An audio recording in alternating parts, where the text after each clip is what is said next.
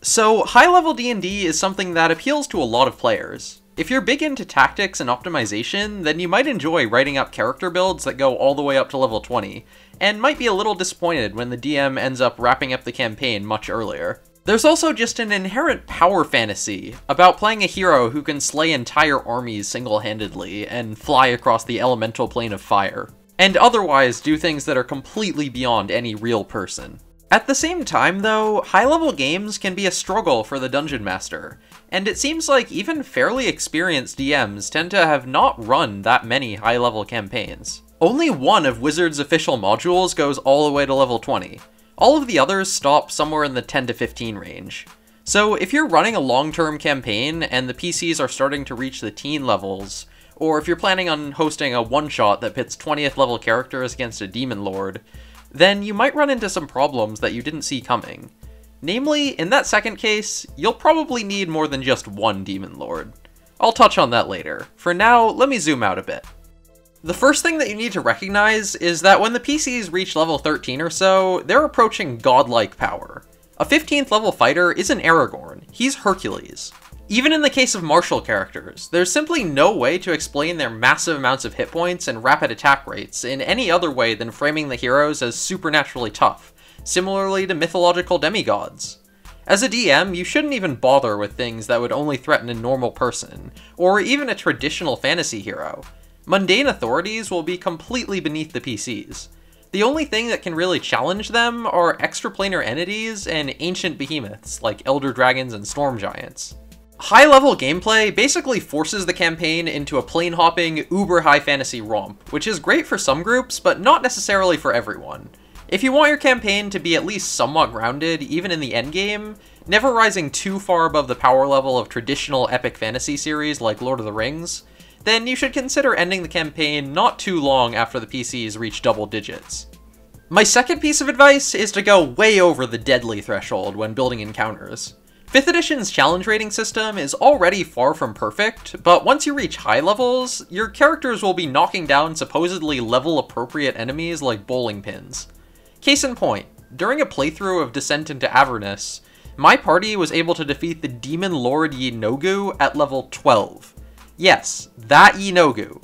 Granted, we had a party of 7, which is bigger than average, and most of the PCs were fairly well optimized, but the fact that we were able to defeat a CR 24 creature at level 12 means that encounter difficulty according to the Dungeon Master's Guide should be massively scaled up.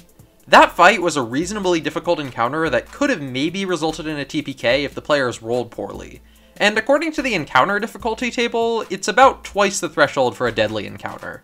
So I think that's generally a decent rule of thumb, twice the deadly threshold for a truly difficult encounter.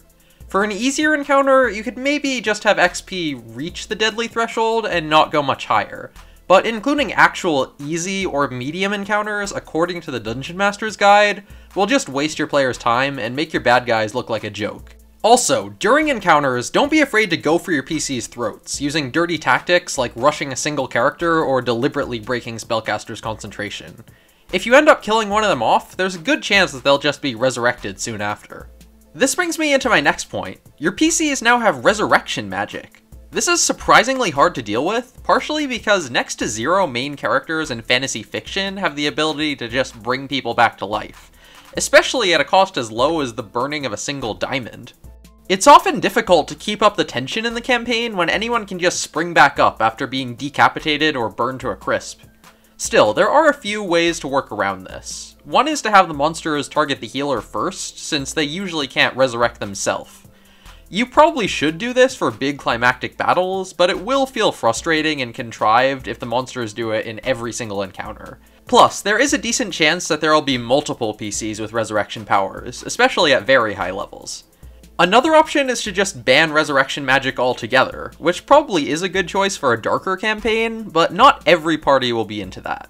In my opinion, the most universal answer to the problem of resurrection is to make it so that the most pressing stakes are not the PC's lives.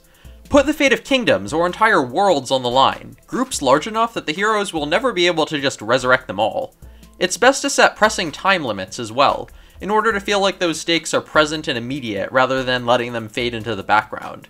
Maybe the heroes have only a few hours to slay an archdevil before a city is pulled into hell. That way, if they lose an encounter, they won't likely have time to teleport away, resurrect the fallen PCs, and fully recuperate without failing their mission. My fourth piece of advice is that you should just go light on combat encounters in general, for two main reasons. The first is that they simply take a very long time. Sure, the fights might take a similar number of rounds as they did at low levels, since offense and defense scale pretty well in 5th edition. But in real time, the players are going to have a ton more options, and usually more actions per turn, so passing through the turn cycle is going to take an increasingly long time as the players level up. This isn't a bad thing by itself, but it does mean that if you just line up one combat encounter after another, it could make the game feel tedious and potentially distract from the larger story. Especially if your party is on the larger side. The other reason to use combat encounters sparingly is because the PCs should really feel like mighty heroes that can only be challenged by rare, world-threatening monsters. And things like random roadside encounters will really damage that feeling. If you have Behirs and Storm Giants running all around the countryside, your world will probably feel hokey, especially if the heroes have been in the area since low levels. It makes a little more sense for places like Hell or the Abyss to be crawling with powerful monsters, but even then, plenty of demons and devils are CR6 and below. At this point, you don't really need to drive home the fact that the PCs are overwhelmed by sheer numbers, and instead focus on epic battles against unique, dangerous nemeses. Tip number 5 is to give candy to the martial characters. The classes in 5th edition are definitely better balanced than in many earlier versions of D&D, but that's not really saying much. In 3rd edition, the dichotomy of linear warriors, quadratic wizards was so strong that low-level spellcasters could be killed by house cats, and high-level spellcasters could summon creatures stronger than a max-level fighter with a single spell. 5th edition scaled back their power quite a bit, reducing the number of spell slots and limiting concentration to only one spell at a time.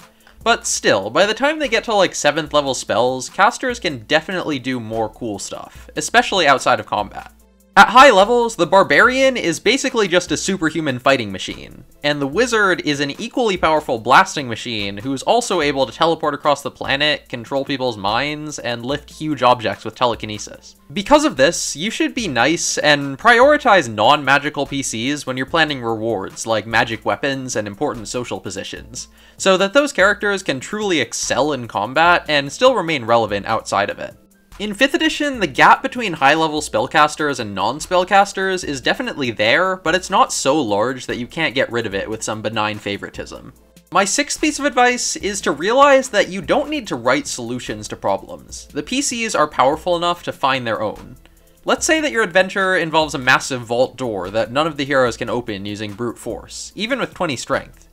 If you were dealing with a low-level party, you'd want to put a lost key somewhere in the world for the PCs to find, since they wouldn't really have any options to open it by themselves.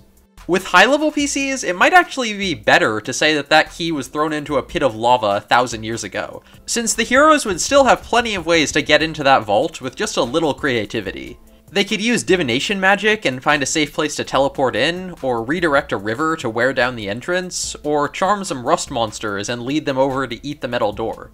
Part of the fun of high-level play is the overwhelming amount of agency in the hands of the players, and you should keep this in mind as a DM. My last tip is pretty niche, but I still think it's worth a mention, and it's just to point out that 20th level Moon Druids are ridiculously overpowered.